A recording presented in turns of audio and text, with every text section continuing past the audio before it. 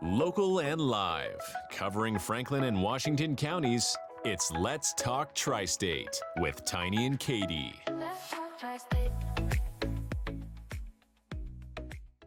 Welcome back to Let's Talk Tri-State, powered by Home Right Windows and Doors, the right choice winner in the 2024 Best of the Tri-State Awards. Just trying to make sure that you can see Django in that shot there. There it is. Sweet little puppy. So we have Django here, and this is Helen Carlson, who is the head trainer and owner of Good Dog Paws. And I'm assuming primarily specializing in training puppies or dogs of all ages. Well, pets and also service dogs.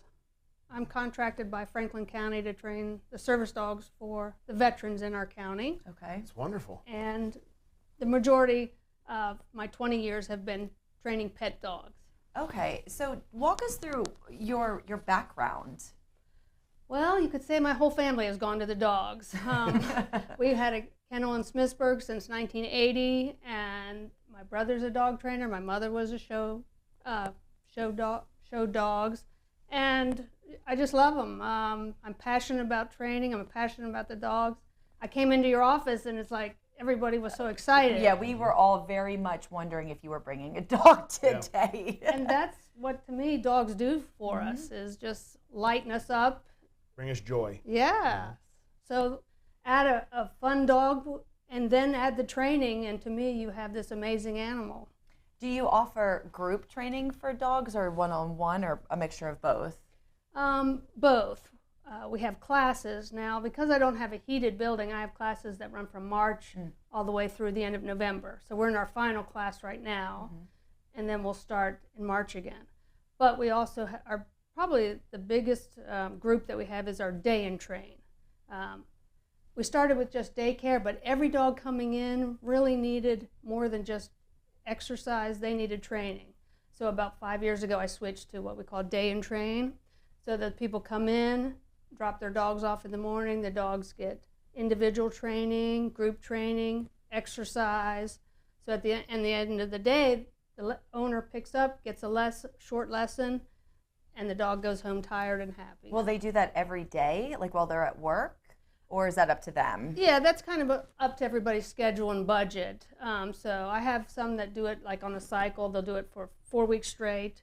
I have other clients that do it once a week for 4 years. You know, they just keep it up because they like it. And then do you keep track of what that dog's progress each time, so the owner doesn't have to come back and say, well, last time they learned this, and I'm assuming you guys keep track of all that then?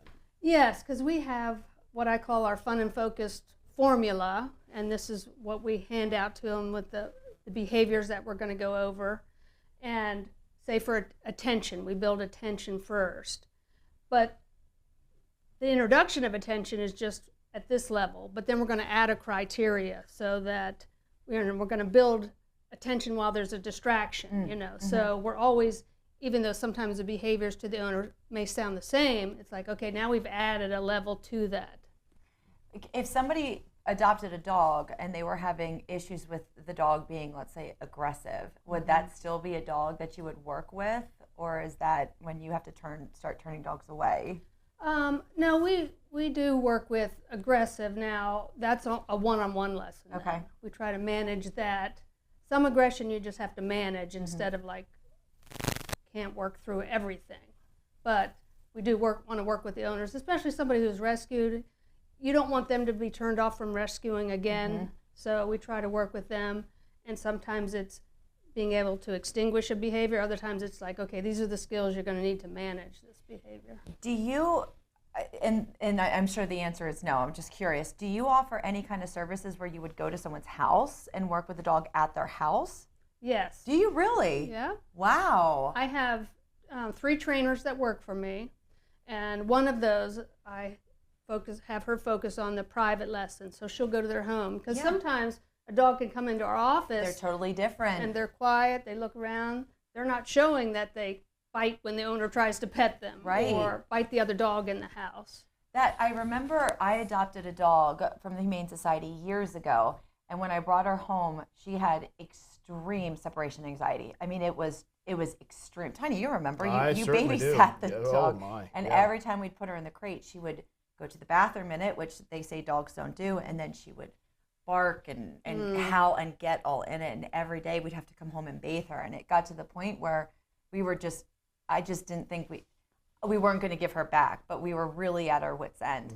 And so we contacted, for lack of a better term, she was like a dog whisperer. And she came to the house, watched the dog interact with our cat, watched how she interacted with us, and then put together a very individualized plan to help her adjust to our house. And I didn't even know something like that existed. I had no idea that was even something that existed, because it is difficult when you adopt when you're adopting a dog and you don't know what their backgrounds have been, what they've been through. You don't know, and obviously you don't want to give up on that pet.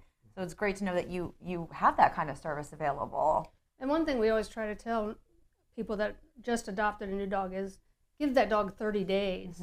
You know, it takes some time for them to decompress, because at the shelter they may not be who they normally are either. Sure. So you take the dog home and suddenly you're seeing new behavior. So we always say, even before you come in for training, give that dog 30 days to decompress, and then we want to start working with you. Just to add on to what Katie said, we have a chocolate lab. She's wonderful, a little high strung, but they can be. And Katie said, you know, Tiny, I hate to ask you, but I said, yeah, of course, she can stay with us. She'd already been to the house, and yeah, they were rambunctious, but you expect that. This dog, Mine, broke out of a steel dog crate, like an old school steel, tore it to shreds. I could not get over this, and I thought to myself, wow, she, as in Katie, has her hands full. We went, a quick story about Allie. Now this is 6 years later, and now she's a wonderful dog. Oh, good. We started leaving her very incrementally, 5 minutes, 10 minutes, an hour. We went to TJ Maxx for maybe 45 minutes, and my neighbor texted me and she said, "Don't panic, everything's okay. Where are you?" And I said, "I'm at TJ Maxx. What's going on?" She said, "I think you need to come home. Allie has shredded all of your screens in the windows," because it was a nice breezy day, and we didn't even think about she would attack the screens, and she's peeking her head out of all the screens. No. So we come back. Do you remember this? I was by myself or beside myself. I came back and all 5 screens were completely destroyed. Completely. She had shredded them completely. And it took a lot of work and a lot of training and a lot of patience. And now she's an incredible dog. But it is easy to see and to empathize and to believe that when stories like this, which are not uncommon, would cause you to just throw your hands up. What do you do? Right. You know, because we spend a lot of money on our homes, and I don't know what, we're nice to this dog. We give it love and compassion, and just I think a lot of it boils down to education or lack thereof for the dog parents. And if you could, I think this would be very beneficial. What's something that you wish all dog owners knew that you've heard people say that was the one tip that just set us on the right track? Maybe we needed more work, but this really sunk in and helped us. I guess I would be looking at it from a rescue point or a puppy pet. The one thing I try to share with people is dogs really need structure, and they do not perceive our love like we intend. So when I'm stroking, when we get a lot of rescue dogs come to us, they're anxious, they're nervous. The people come in, they sit down, the dog is anxious, they start stroking it like, "It's okay, it's okay." That is like saying, "Good boy, good boy, good boy, good boy." You're saying being Encouraging anxious is good. that, Okay, yes. okay. So we always say, stop. When your dog is anxious, don't pet them. Be quiet. When you see them relax a little, that's the time to say, "Good, good boy." Yeah, they instantly connect anything you do with what they're doing. Right. And it's either positively or negatively reinforced. I've also heard that if dogs want your attention. So even negative attention is attention to them, because they bark for a living. So if you're yelling at them, it's just that they don't necessarily perceive that like you want them to. Like you said, they're not picking up on the human emotion as we intended. That's great advice. Yeah. And I know a lot of dogs, when they see new company, they jump.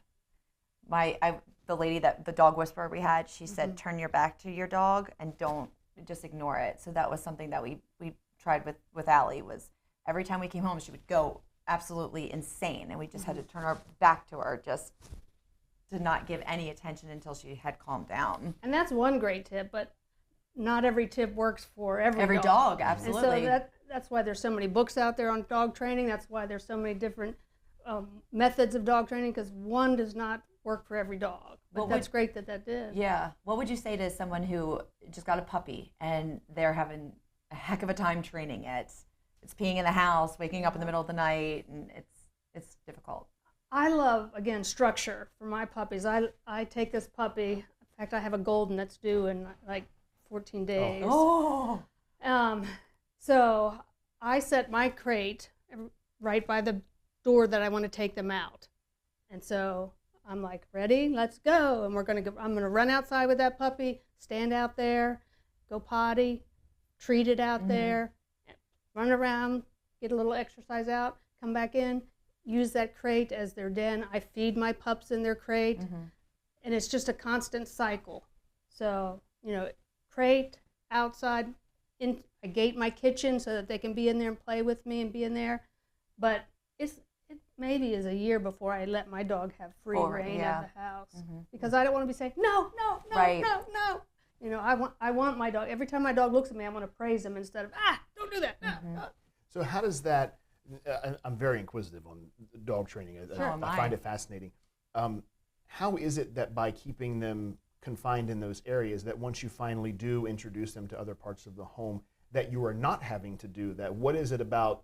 Are you suggesting that doing it the way you said, that when you finally do let them out into the wild, so to speak, that they are less likely to do those negative behaviors?